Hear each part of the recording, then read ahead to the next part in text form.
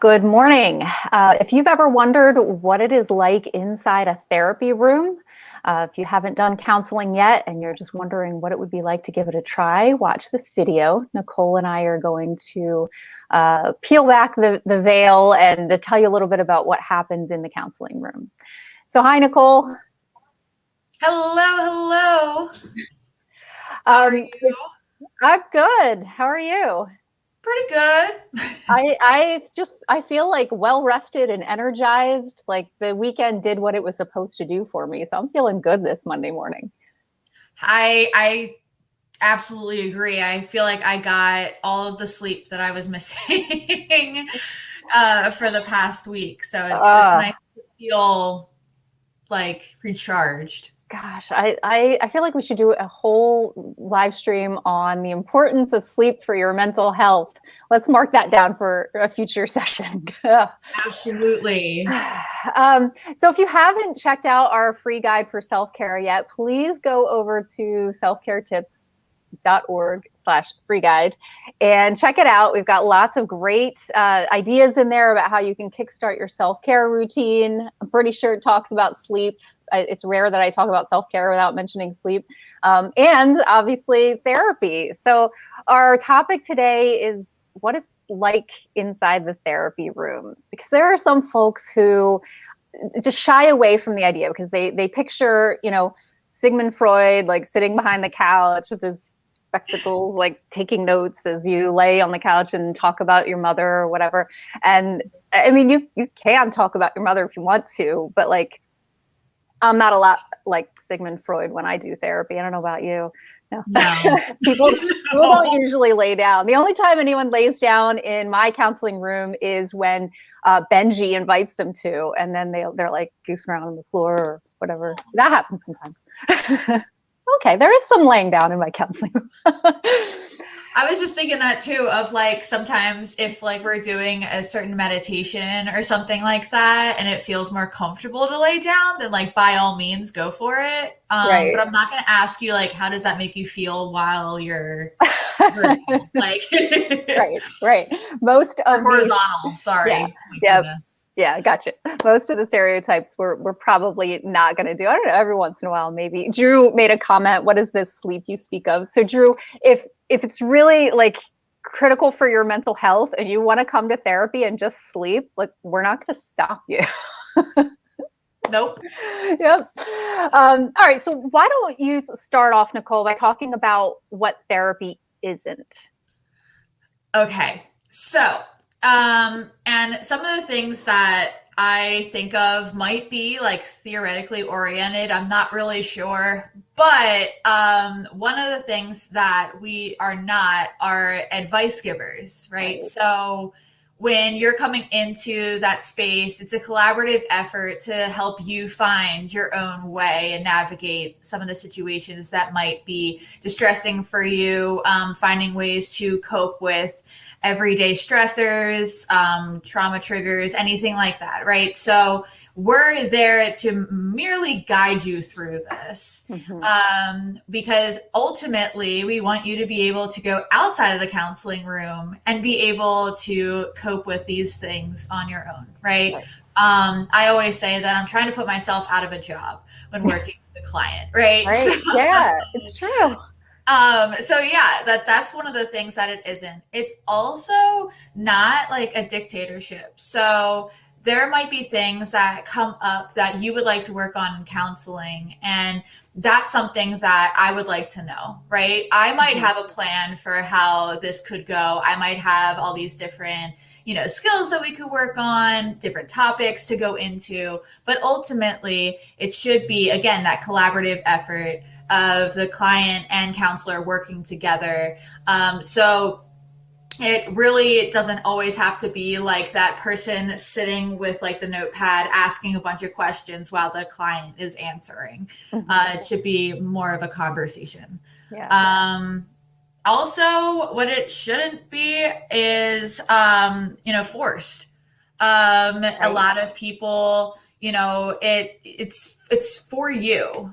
So making sure that the decision to go into counseling is yours, right? There's some situations where it might be a little bit more out of your control if it's like court mandated or there's other stipulations. But ultimately, if you're coming in any other situation, it really should be on your own accord.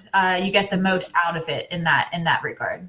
Yeah, I appreciate that. So if there's a family member pressuring you to go to therapy, it may not be that valuable to you until you come to that decision on your own.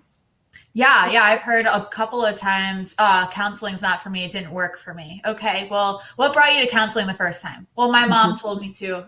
Okay. Did we feel like we wanted to go into counseling? Right. Because we might have not been open to it at that point. Right. And that's okay. It's your journey. Like, it's part of your journey to figure out when counseling is going to be helpful. But at that point, it might not have felt like it was working necessarily because we weren't in the right headspace for it. Makes sense. All right. So I guess I'll talk a little bit then about what therapy is. So thank you for covering what it isn't. I think it's important to knock those, preconceived notions out at the very beginning. Although you kind of touched on it, therapy is a collaborative experience. Therapy is an opportunity for you to address maybe unresolved issues from your past. It could be things related to trauma or just challenging situations. It's also an opportunity to think about what you want for your future, right? And so it doesn't always have to be like sort of deep and dark, right? It can be, I'm struggling a little bit with where I'm at in my career. I want to figure out what to do next. And then we map out a plan together based on your personality, your interests, the things that make you, experience joy and make you tick, right? Or if not career, then it could be stress management. We talk about self-care all the time, right? On this video. So stress management, self-care. It could be that there is a concern in one of your relationships and you realize that you want to do something different. And that's usually about communication skills and boundaries, right? And so you come in, you talk out the problem first with your therapist, and then together you try to work out, okay, what kind of solutions are going to make sense for my unique situation? And it may be something that's time bound. We may look at it and say, okay, we can probably get through this over the next 3 months. Or it may be something that's a little bit more open-ended and long-term. It just depends on you and your specific situation. And it depends on your counselor too, and what kind of theoretical orientation they come from. So people who practice cognitive behavioral therapy are going to do a really different type of therapy than folks who do psychoanalysis, right? Yeah. So I am a narrative therapist, a multicultural counselor, and also an animal-assisted therapist. So I kind of like a little eclectic, right? I have a few pieces from each. I also draw on CBT a lot because it's evidence-based and I like science. But I want to talk a little bit about what it's like to do animal-assisted therapy with me, because that's what everyone asks anyway. Oh, yeah. So I'm going to turn the camera around. There he is. So there's Benji. Benji is my therapy dog. He's AKC trained, still working on his test. I always joke around and say he's a C student, and he may always be a C student, and that's okay. We love him anyway. But so, folks will come in and, if it's the very first session, the first thing that's going to happen is like, I'm going to explain how Benji participates in sessions. And I'm going to talk about some of his boundaries. For example, I'm probably violating a boundary right now. If he's sleeping, we let sleeping dogs lie, right?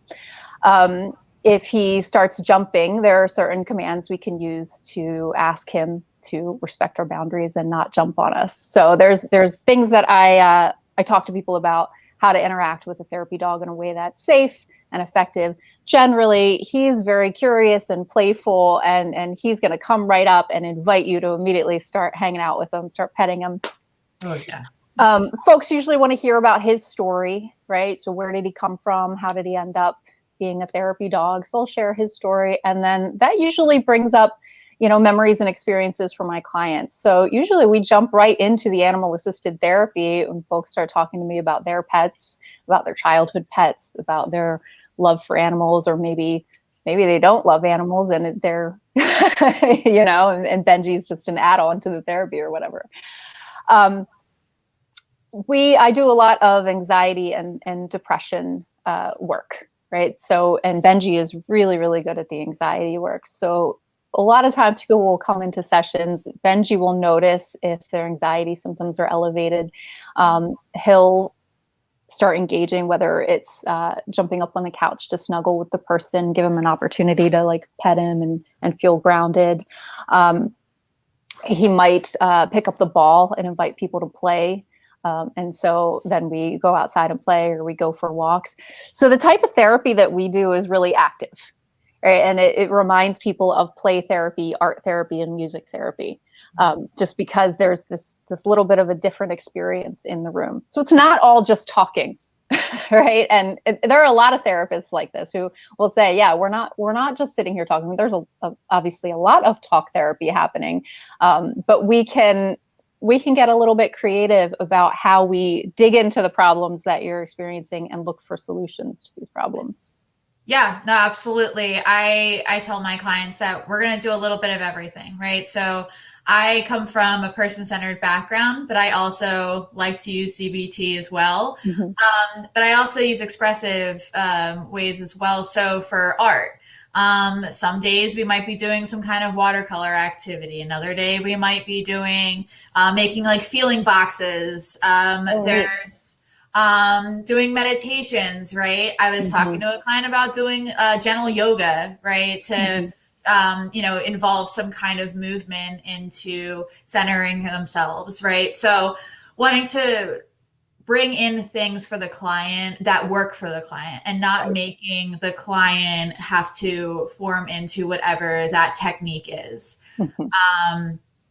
Also working on using acceptance and commitment therapy as well. So trying to add a couple of different things in that really are for the client, and whatever is going to benefit them. I hope one day to have my own animal in this session room. I cannot wait for that day. That's exciting. I know. Right now, from working from home, I mean, he's not here because he had a very busy weekend. But Bam always likes to come in and greet people, and that, again, like you're saying, gives an opportunity to talk about these things, right?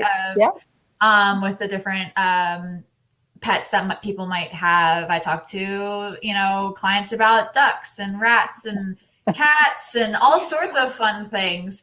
The fish in our office. Bringing all of that in too. Yeah. Yeah. Like, you're taking care of a living being and how that is. It, can help with like loneliness. It can help with, connection. There's a lot of different things. So it's not just, again, you sitting on a couch or lying on a couch and somebody, quizzing you about like, all of your family history or the origin of the problem. There's a lot more, that can come into it. Yeah, that's a piece of it, but that's just one piece, right? Exactly. Yeah. Well, this has been a fun conversation today. I'm glad we got to bring Benji into it. We'll have to invite him and Bam into these videos more often, right? Yes. Yeah. I'll have to get Bam in on he loves it. He loves the camera. Very photogenic dog. Yes, I know. You're not biased. No, not at all. All dogs are photogenic. But anyway, if you haven't checked it out yet, please go to selfcaretips.org/free guide and have a look at all the different ways that you can kickstart your own self-care routine. And if we've inspired you to give therapy a try, give us a call, or you could hop onto Psychology Today and look for someone who is near you. Have a great week. You too.